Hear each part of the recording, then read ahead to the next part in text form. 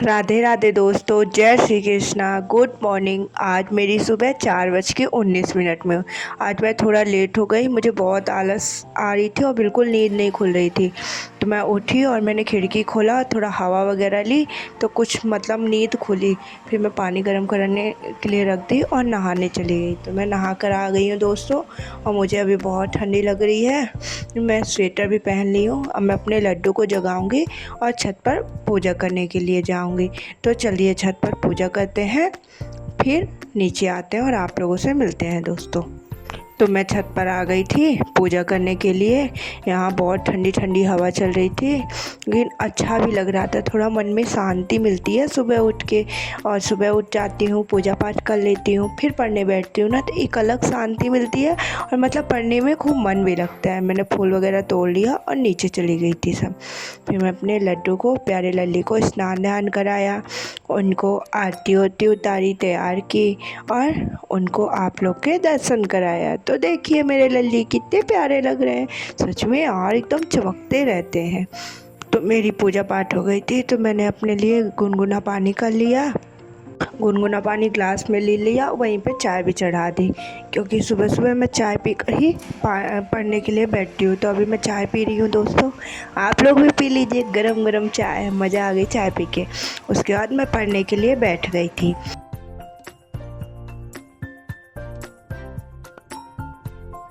आज मैंने पॉलिटी से शुरुआत की अपनी। पॉलिटी में मैंने पढ़ा भारतीय संविधान की विशेषताएं।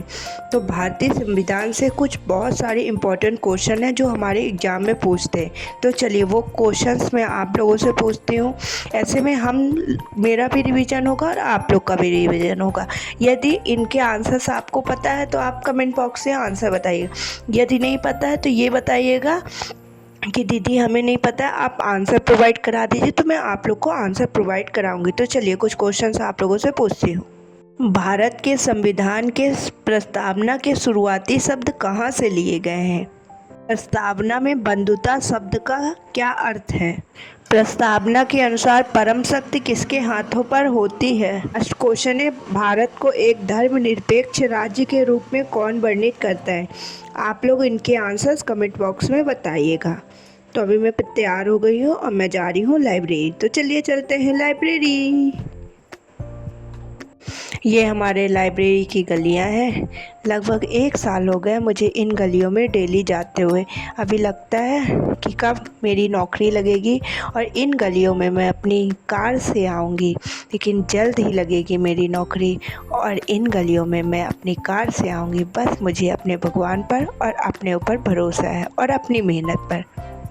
अभी मैं लाइब्रेरी आ गई थी, तो मैंने आज का अपना टारगेट बना लिया और उसके हिसाब से पढ़ने लगी। तो सबसे पहले मैंने स्टैटिक जीके पढ़ा। स्टैटिक जीके में मैंने यूनेस्को वाला चैप्टर कंप्लीट किया। तो मेरा अभी जैसे आरपीएफ कांस्टेबल वाला 2 तारीख से एग्ज़ाम है, तो उसके लिए मैं क्या कर रही हूँ, आप लोग भी ऐसा कर सकते हैं कि मैं चैप्टर वाइज सारे सब्जेक्ट का कंप्लीट कर रही हूँ और साथ ही साथ उसके एमसीक्यू और प्रीवियस ईयर में जो उस टॉपिक से क्वेश्चंस आए हैं उनको भी रिवीजन करते जा रही हूँ। इससे हमारा जीके का जो मॉक देंगे या फिर वहाँ पे जो भी हमारा एग्ज़ाम होगा तो उसमें हमारे मार्क्स इंक्रीज होंगे, क्योंकि मेन तो जीके का ही है। 50 नंबर का जीके आएगा और उसमें अगर हम 25 से 30 नंबर ला लेते हैं, उधर मैथ रीजनिंग तो बन जाएगी। तो 32-33 ऐसे ही मैथ रीजनिंग में आ जाएंगे तो हम लोग का सिलेक्शन हो जाएगा। तो ऐसा मैं जीके का कर रही हूँ। आज मैंने स्टैटिक जीके पढ़ा, उसमें यूनेस्को। फिर उसके बाद मैंने हिस्ट्री में दिल्ली सल्तनत को पढ़ा। तो चलिए दिल्ली सल्तनत से कुछ इंपॉर्टेंट क्वेश्चन आप लोगों से पूछती हूँ। दिल्ली सल्तनत की स्थापना किस वर्ष हुई? दिल्ली सल्तनत काल के दौरान कितने राजवंशों ने दिल्ली पर शासन किया? उसके बाद मैंने मैथ्स सॉल्व करना स्टार्ट कर दिया। मैथ्स में अब मैंने आज ट्रेन वाला चैप्टर को कंप्लीट किया। जब मेरा ट्रेन वाला चैप्टर कंप्लीट हो गया तो उसके बाद मैंने सेक्शनल मैथ्स का मूक लगाया। मेरे सेक्शनल मूक्स में 35 में 31 नंबर आए हैं। 4 क्वेश्चंस मुझसे गलत हो गए हैं। वो जो टॉपिक से मेरे क्वेश्चन गलत हुए हैं उन टॉपिकों को मैं एक बार और रिवीजन करूँगी और नेक्स्ट बार कोशिश करूँगी कि मेरे 35 आउट ऑफ 35 मार्क्स आए। अगर यहाँ 35 आउट ऑफ 35 आएंगे तो वहाँ एग्ज़ाम में जाकर 33 या 34 मार्क्स आएंगे। इसलिए हमें अपनी प्रैक्टिस को बरकरार रखनी है और ज़्यादा से ज़्यादा मॉक में नंबर इंक्रीज करने की कोशिश करनी है। आप लोग भी ऐसा ही कीजिए दोस्तों। उसके बाद अभी 12 बज रहे थे तो 12 से 1 तक मैंने करंट अफेयर की क्लासेस ली। करंट अफेयर्स में कुछ पिछला भी करंट का मैंने रिवीजन किया और मैं करंट अफेयर तो डेली लेती हूँ, तो मुझे करंट अफेयर में ज़्यादा प्रॉब्लम नहीं हो रही है। सर क्या करते हैं कि करंट अफेयर के डेली के करंट अफेयर के साथ तो मतलब पिछला भी जो करंट रहता है वो भी रिवीजन करा देते हैं, इसलिए पिछला भी जल्दी जल्दी मेरा रिवीजन हो जाता है। उसके बाद मुझे भूख लगाई थी, मेरे पेट में चूहे कूद रहे थे दोस्तों, तो मैं तैयार होकर घर के लिए निकल गई। तो चलिए चलते हैं घर पर, फिर वहाँ पे बढ़िया खाना खाएंगे। मैं घर पर आ गई थी। आज मम्मा ने भरता बनाया था और रोटी, तो मैंने जल्दी जल्दी खाना खाया और आराम करने के लिए चली गई, क्योंकि सुबह 4 बजे उठ जाती हूँ ना तो दोपहर में बहुत नींद आती है। फिर मैं जब सो गई थी, सो के उठी, चाय वगैरह पी और लाइब्रेरी के लिए निकल गई। तो चलिए दोस्तों चलते हैं लाइब्रेरी हम लोग। तो मैं लाइब्रेरी जा रही हूँ। बहुत धूप थी तो मैंने फेस कवर कर लिया था। तो अभी 3:30 हो रहे थे, मैं लाइब्रेरी पहुँच गई थी। लाइब्रेरी पहुँचकर सबसे पहले मैंने एडवांस मैथ में नंबर सिस्टम को कंप्लीट किया। आज मेरा नंबर सिस्टम कंप्लीट हो गया। अब कल से मैं नेक्स्ट चैप्टर एलसीएम और एचसीएफ को स्टार्ट करूंगी और टेस्ट दूंगी। जो भी चैप्टर के क्वेश्चंस मेरे गलत होंगे, जो नहीं बनेंगे, उन्हीं को नेक्स्ट चैप्टर अपना कंप्लीट करूंगी।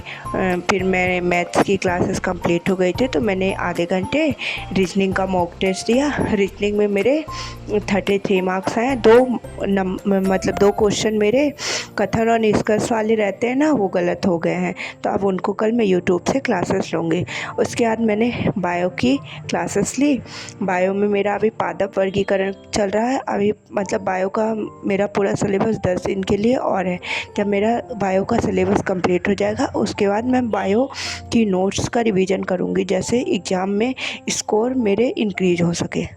यदि आप लोग के भी जीके में नंबर कम आ रहे हैं तो एक बार आप लोग एक काम करिए, पहले सारे चैप्टर्स कंप्लीट करिए, उसके बाद उनका रिवीजन करिए, फिर टेस्ट दीजिए। और अभी आप लोग सेक्शनल टेस्ट दीजिए, तो जिससे आपको पता चल जाएगा कि किस सब्जेक्ट में कौन से मतलब किस सब्जेक्ट से क्वेश्चन नहीं बन रहा है, तो उन सब्जेक्टों को थोड़ा ज़्यादा ध्यान दीजिए, उससे आपके नंबर इंक्रीज हो जाएंगे। उसके बाद मैंने पॉलिटी की क्लासेस लेने स्टार्ट कर दी। मैं पॉलिटी यूट्यूब से नवीन सर से पढ़ रही हूँ। जैसे जैसे क्लासेस कंप्लीट होती जाती मैं अपना पिछला रिवीजन भी करती जाती हूँ, साथ ही में दोनों चीज़ें हो रही हैं। अभी 8 बज रहे थे तो 8 से 9 मैंने जियोग्राफी की क्लासेस ली।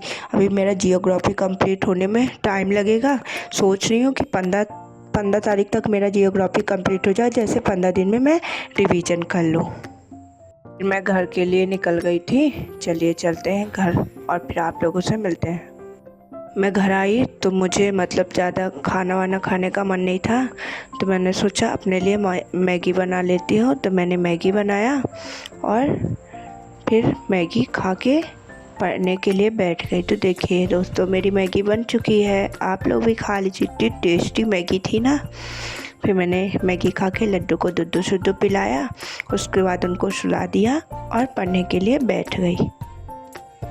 मैंने आज स्टैटिक जीके में विविध वाले चैप्टर से बुक्स और पड़ोसी राज्यों को कंप्लीट किया। चलिए कुछ क्वेश्चंस इम्पोर्टेंट आप लोगों से पूछती हूँ। अन्ना करेनिना एक उपन्यास किसका है? होम्स का संबंध किस पुस्तक से है? एलिड इन द वंडरलैंड नामक पुस्तक के लेखक कौन है? अभी 10:45 हो गए थे दोस्तों, तो मुझे नींद आने लगी थी, तो अब मैं सोने जा रही हूँ। जय Shri Krishna, Radhe Radhe, good night, bye bye दोस्तों।